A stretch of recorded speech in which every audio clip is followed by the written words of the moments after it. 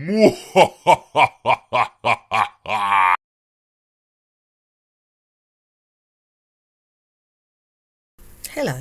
'tis I, Fat Cow.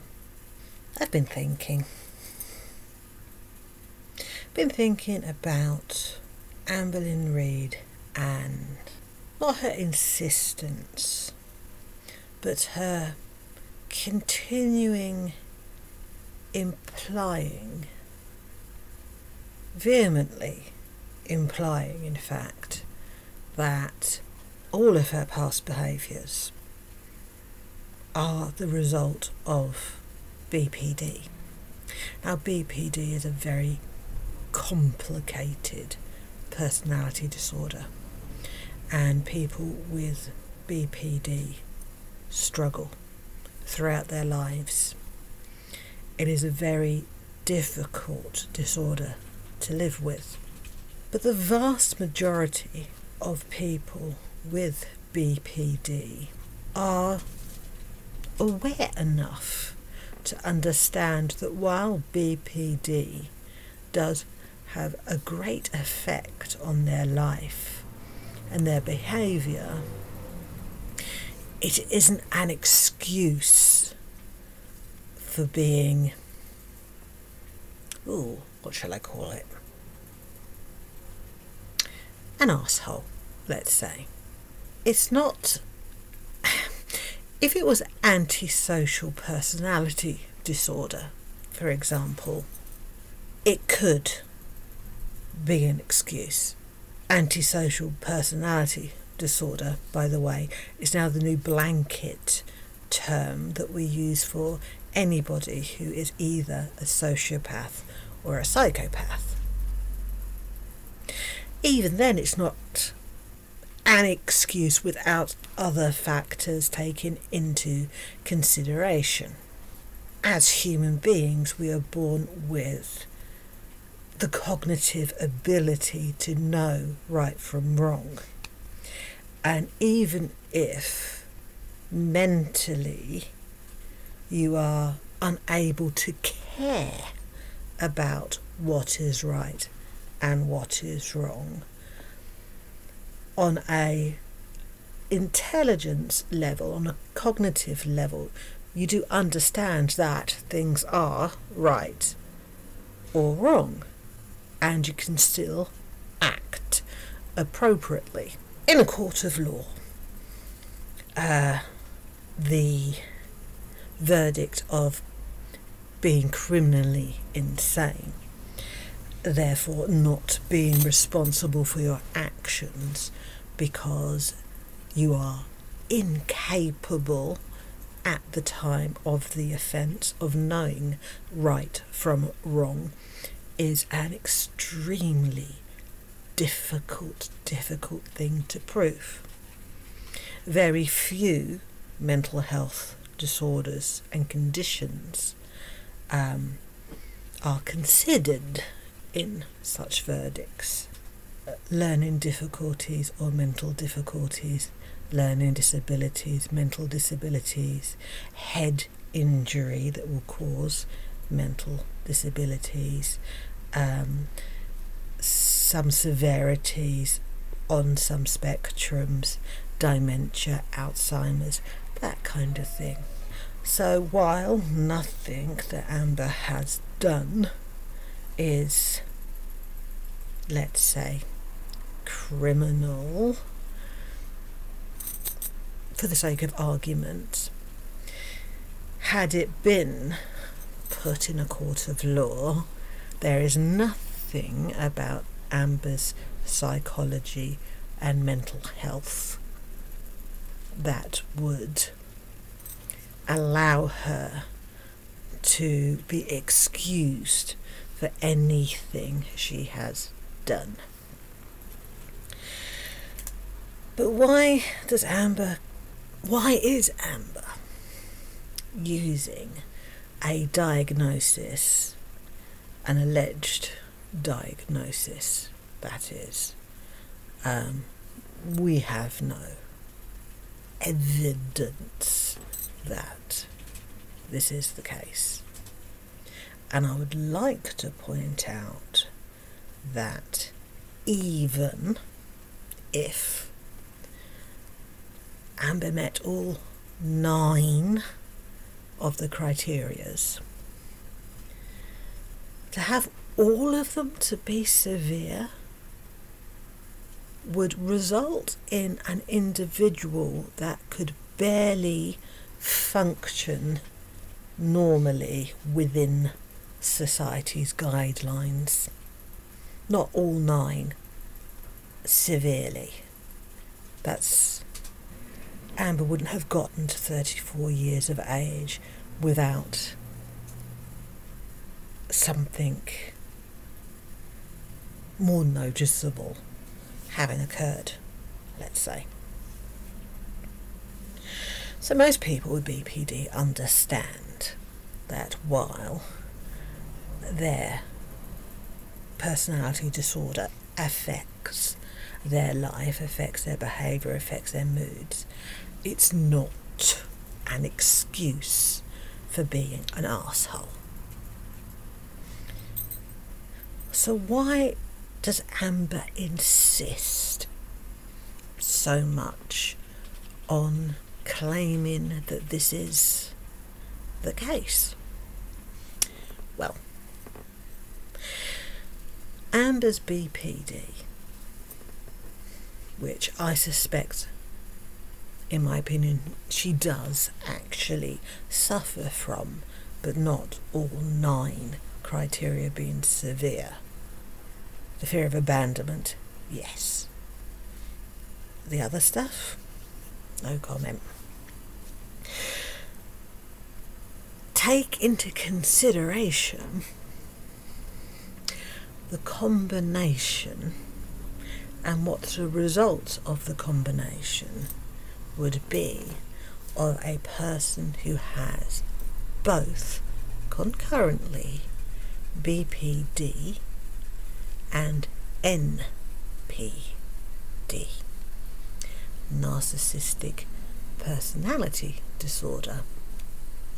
Both are cluster B personality disorders, and it is widely accepted in the psychiatric field that a person with both BPD and NPD has the worst of both, because they both make each other significantly worse and harder to treat. Now, I've got some notes on my computer, which is why suddenly my world is so much brighter. But I want to get the terminology correct, and I want it to be as clear as possible. So if I read my notes, I don't ramble and waffle and go off tangent and, well, you know how I talk. So, my notes. Borderline personality disorder and narcissistic personality disorder are both personality disorders, obviously, and when the two occur together, the symptoms of each may worsen. Okay, narcissistic personality disorder and borderline personality disorder are cluster B personality disorders, as I said. But this means, being cluster B, that they are egocetonic conditions.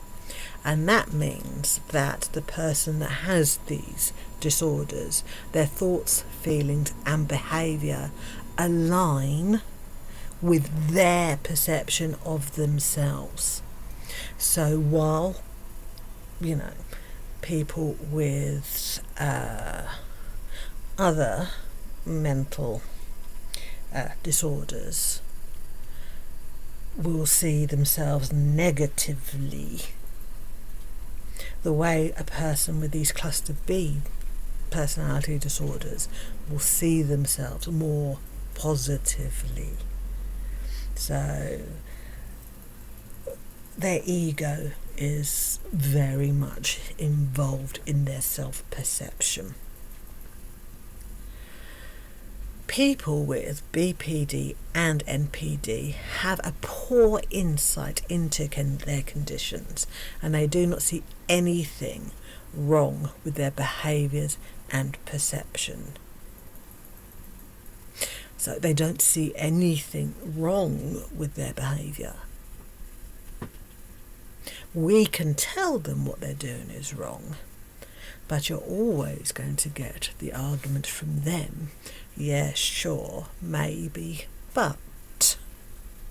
Let's just say people with BPD and NPD, particularly NPD, will always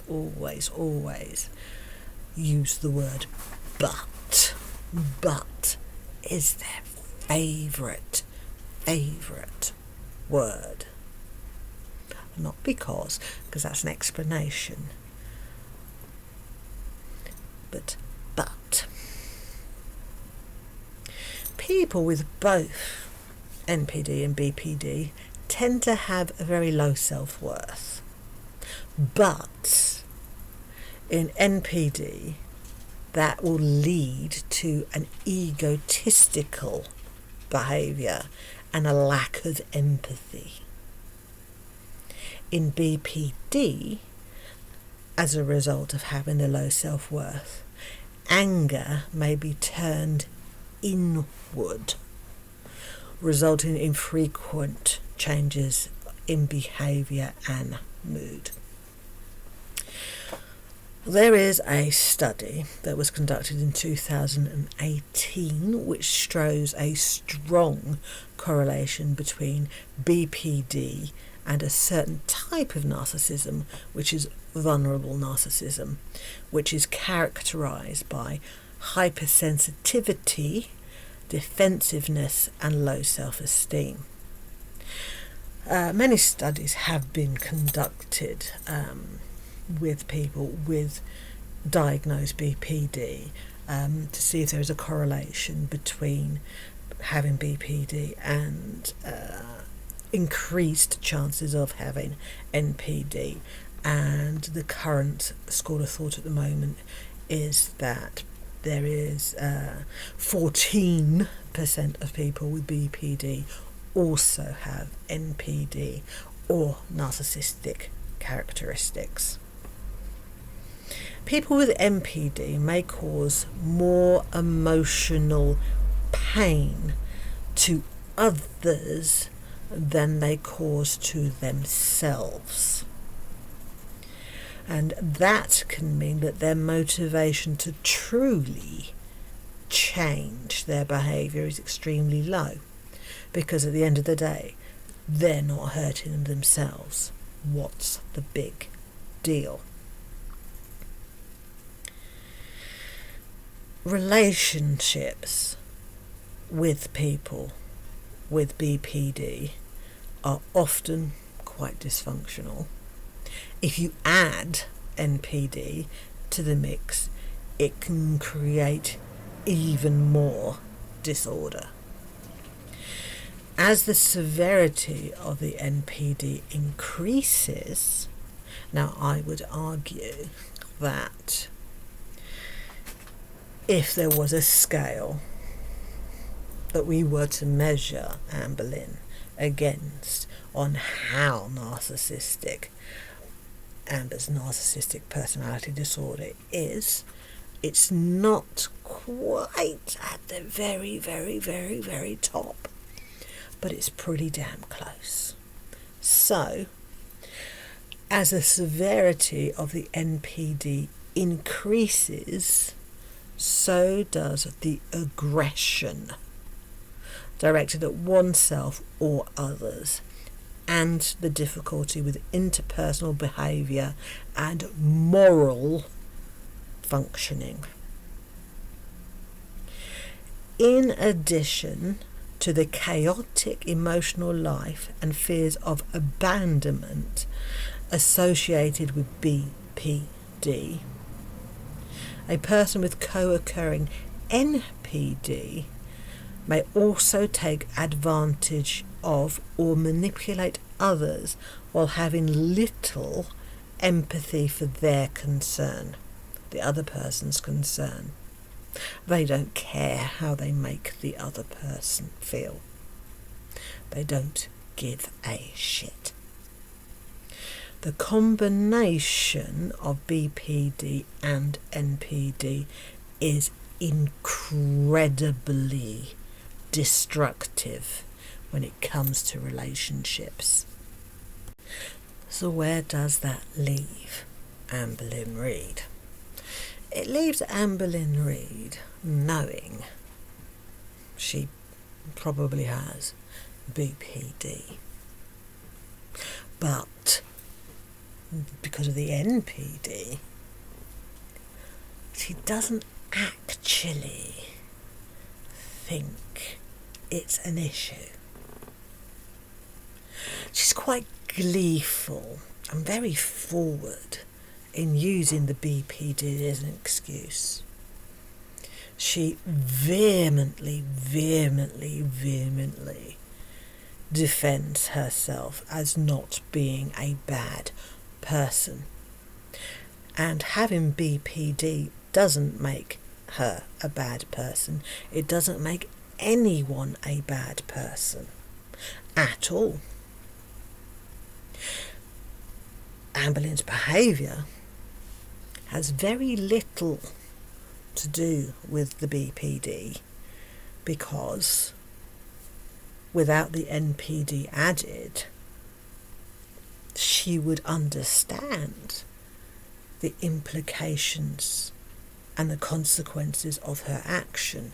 But because of the NPD, she literally doesn't give a shit.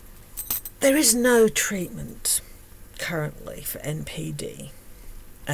NPD is, well, one of the biggest problems with people that have NPD is they legitimately don't think there's anything wrong with them. They are fine. They're perfect, in fact. So we have a conundrum here. We have a conundrum. Well, we don't have a conundrum, of course. We don't have a conundrum. It's none of our business. It's none of our concern. It doesn't affect us. We're just watching the shit show. Anybody considering involving themselves with Amberlynn Reid does have a problem. They have a problem with somebody who is very emotionally reactive, very scared of being left, very needy of attention, very desperate for admiration, but also thinks they are above you, need to control you, dominate you, be the boss. And so with these two things together, the BPD, which will make it very difficult to be in a relationship with her in the first place, plus the NPD, where she needs to control you, and with them both conditions making each condition worse. If there ever was a person who should learn to love being single and embrace being single, it is Amberlynn Reid.